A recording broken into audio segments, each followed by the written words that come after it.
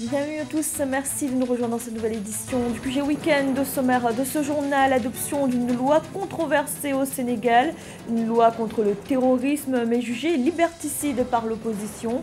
En cause, la révision d'une disposition du code pénal qui assimile à du terrorisme des actes intentionnels et qui troublent gravement l'ordre public. Un symposium des femmes sur la paix et la sécurité au Tchad, événement qui s'achève ce dimanche. Pendant 3 jours, il a été question du rôle des femmes dans la stabilisation du pays, la résolution des conflits dont elles sont encore rarement actrices. Et l'association des compagnies aériennes africaines a livré son classement des aéroports de la zone UEMOA. L'aéroport international du Togo, Nassimbe et Yadema arrive à la 2e position, une performance due au nombre croissant de passagers intra-africains qui y transitent. Mais tout d'abord, les tractations pour la formation d'un nouveau gouvernement en Algérie ont débuté. Le président algérien Abdelmadjid Tebboune a entamé ce samedi les consultations après la victoire du FLN, le Front de Libération Nationale, aux élections législatives du 12 juin dernier. Le chef de l'État a ainsi reçu le secrétaire général du FLN, Abou Fadl Badji, proposant à son parti de faire partie du gouvernement. Jeudi, le Premier ministre Abdelaziz Djerad avait présenté sa démission. La lutte contre le terrorisme au centre de désaccord entre le pouvoir et l'opposition au Sénégal. Vendredi, les députés ont adopté un projet de loi qui révise certaines dispositions du code pénal. Projet qui prévoit ainsi que des actes troublant gravement l'ordre public pourraient être assimilés à des actes de terrorisme. L'opposition y voit un moyen de répression de la contestation. Aïssatou Bari. Lutte contre le terrorisme ou recul des libertés d'expression au Sénégal, c'est l'inquiétude de l'opposition et d'une partie de la société civile suite à l'adoption vendredi 25 juin par l'Assemblée d'un projet de loi sur le terrorisme et son financement. Une loi jugée liberticide par l'opposition qui a appelé au ralliement de la nation, occasionnant des arrestations. Donc c'est un peu pour corser les dispositions de la loi, mais cela ne peut être interprété par l'opposition comme une tentative de les empêcher de faire des manifestations, mais loin de là, parce que ce qui est au-dessus de tout, c'est la loi fondamentale du pays et qui garantit parmi les libertés le droit de manifester.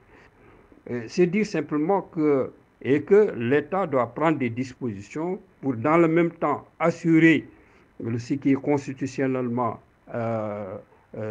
admis, c'est-à-dire le droit de manifester, mais en même temps de l'encadrer pour qu'on n'en profite pas pour faire des actes terroristes comme les actes que nous avons connus au mois de mars. Ce sont les dispositions prévues dans l'article 279-1 du Code pénal qui répertorie les crimes considérés comme constituant des actes de terrorisme punis de la réclusion criminelle à perpétuité lorsqu'ils sont commis avec l'intention de troubler gravement l'ordre public ou le fonctionnement normal des institutions qui ont déclenché ces différentes prises de position. Un individu qui aurait distribué ou mis à la disposition du public un message incitant à la commission d'un tel acte pourrait également être puni de réclusion criminelle. Ils veulent tout simplement pouvoir viser les opposants qui appellent à des rassemblements avec cette loi. N'importe quel responsable politique pourrait être appelé à une manifestation pacifique et se retrouver condamné si elle dégénère. De son côté, le parti au pouvoir estime que les nouveaux textes n'ont pour seul objectif que de renforcer la lutte contre le terrorisme et dans un souci de se conformer aux exigences de la communauté internationale, au risque de se faire placer sur liste rouge par le GAFI, organisme chargé dans le monde entier de veiller, de superviser la lutte contre les blanchiments des capitaux et le financement du terrorisme. Au Burkina Faso, l'opposition a annoncé suspendre sa participation au dialogue politique, une décision prise au regard de la situation sécuritaire. Dans une déclaration à la presse, le chef de file de l'opposition, Edi Komboigo, a indiqué que des marches étaient également envisagées afin de réclamer des mesures fortes pour la protection des Burkinabés, les opposants qui dénoncent l'incapacité du gouvernement à faire face aux attaques terroristes. Aïssatou Bari. Au Burkina Faso, l'opposition suspend sa participation au dialogue politique qui devrait reprendre le 3 juillet 2021. Une manière pour ces partis de l'opposition de protester contre l'incapacité du gouvernement de venir à bout du terrorisme. Les attaques se multiplient avec son lot de morts et de déplacés. Plus de 5 ans après les premières attaques contre le pays, aucune lueur d'espoir ne pointe à l'horizon, estime l'opposition. La priorité des priorités des Burkinabés aujourd'hui, c'est la sécurité. Or, le gouvernement a fait preuve d'incapacité à rassurer les Burkinabés. Nous avons perdu plus du tiers de notre territoire. Voilà pourquoi nous exigeons le départ du Premier ministre et le départ du ministre de la Défense. Pour le porte-parole du parti au pouvoir, Bindi Waba, ce n'est pas à l'opposition d'organiser le gouvernement en demandant la démission de certains ministres, ajoutant que des opérations de sécurisation du territoire sont en cours, contrairement aux accusations de l'opposition. Le dialogue politique donc s'est ouvert sur des questions électorales, sur des questions de réforme, mais aussi sur des questions de sécurité. Mais qu'après l'ouverture donc de ce dialogue politique, on a vu une sorte de continuité donc de ces massacres-là au Burkina Faso, notamment avec la mort de plus d'une dizaine donc de policiers sur l'axe Soubé-Barsalo. Il y a eu,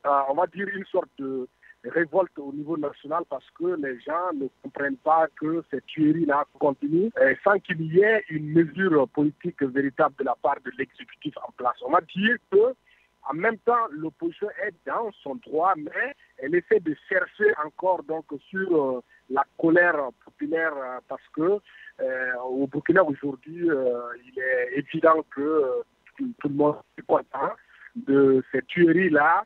Et en même temps, il n'y a pas de sanction de la part du gouvernement. L'opposition a annoncé dans les jours à venir une série de manifestations pacifiques et silencieuses sur toute l'étendue du territoire pour protester contre la dégradation de la sécurité et rendre hommage aux victimes des attaques terroristes.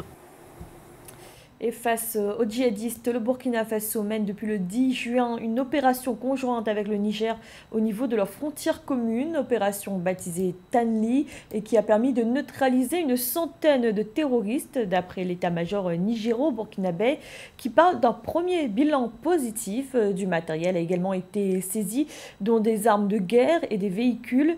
L'état-major indique également que les moyens logistiques des terroristes ont été détruits dans cette zone. Au Tchad, le symposium des femmes sur la paix et la sécurité prend fin ce dimanche. La rencontre a permis d'identifier le rôle que pouvaient tenir les femmes dans la résolution des conflits.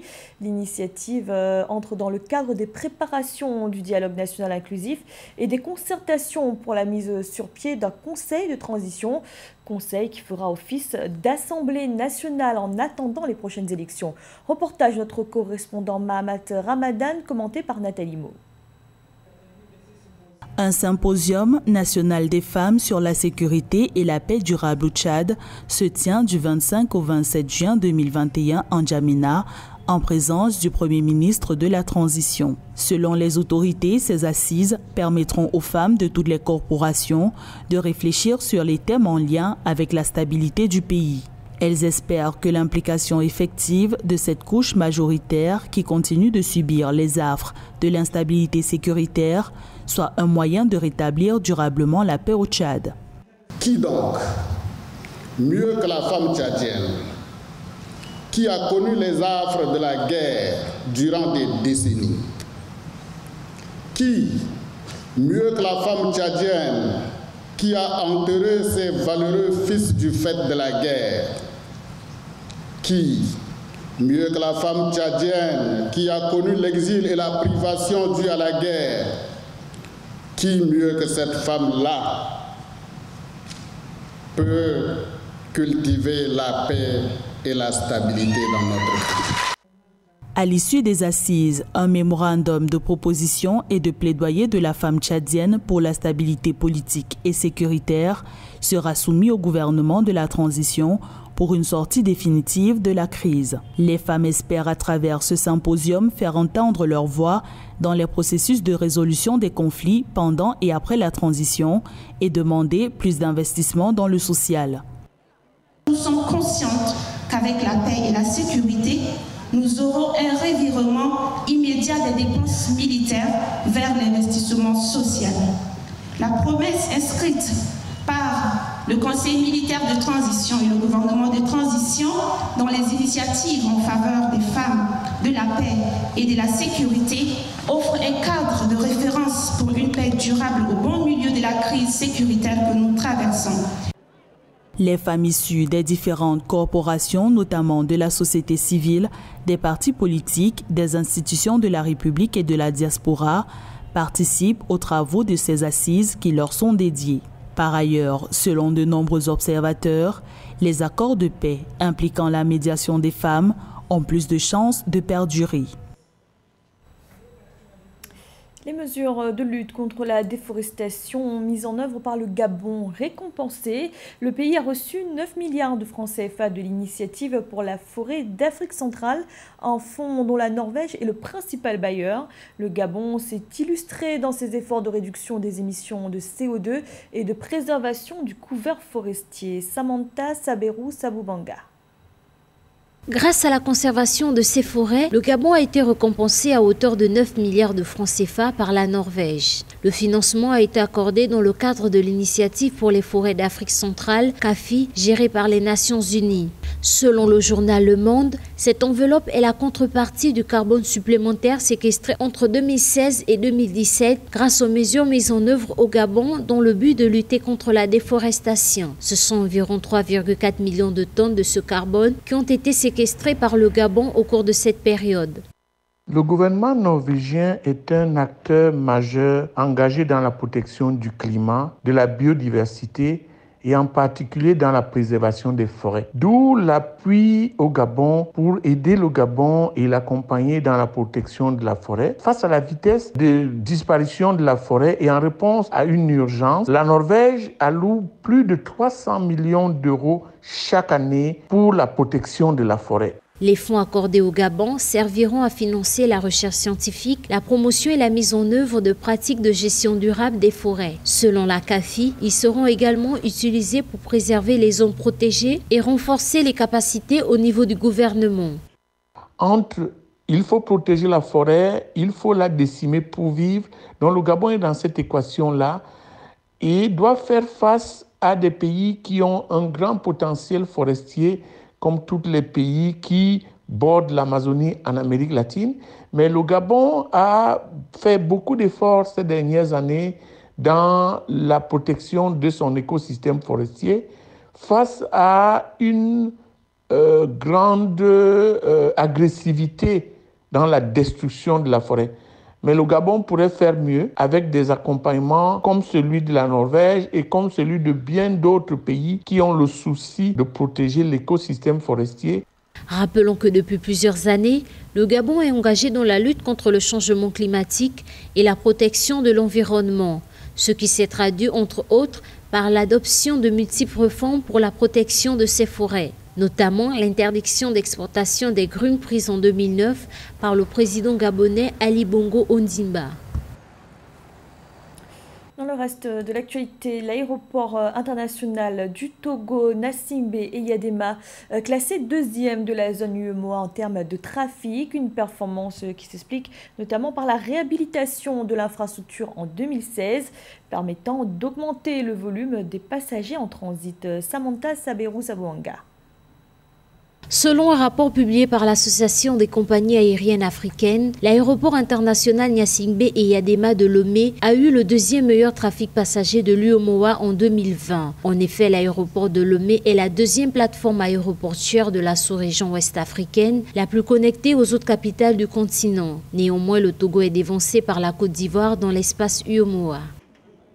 En 2016, le gouvernement togolais a décidé d'investir énormément de moyens dans l'amélioration de l'aéroport, des installations de l'aéroport de Lomé. Ce qui fait qu'aujourd'hui, ça en fait un aéroport extrêmement efficace, extrêmement efficient, avec véritablement tous les équipements qu'on est en droit d'attendre d'un aéroport en 2021. Le pays bénéficie d'une compagnie aérienne qu'on appelle Avsky, qui sert comme ça de voie de transmission entre l'Est et l'Ouest de l'UEMOA et fait transiter des passagers et du fret sur la plateforme de Lomé. Ainsi, les deux conditions sont réunies. des installations de dernière génération, une compagnie efficiente parce que Avsky est une compagnie qui est véritablement majeure, un acteur majeur dans le domaine de l'aviation dans la sous-région. Et ainsi, l'aéroport de Lomé devient un hub de la sous-région.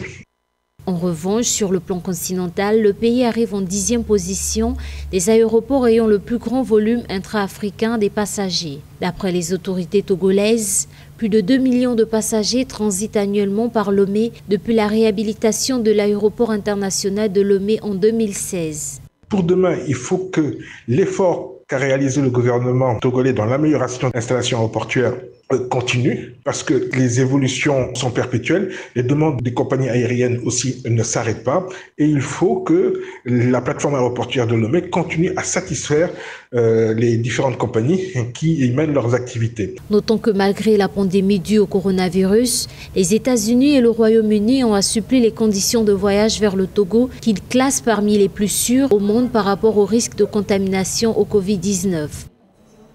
C'était le journal de la rédaction. Merci de l'avoir suivi. Retrouvez dans un instant une nouvelle édition de l'information.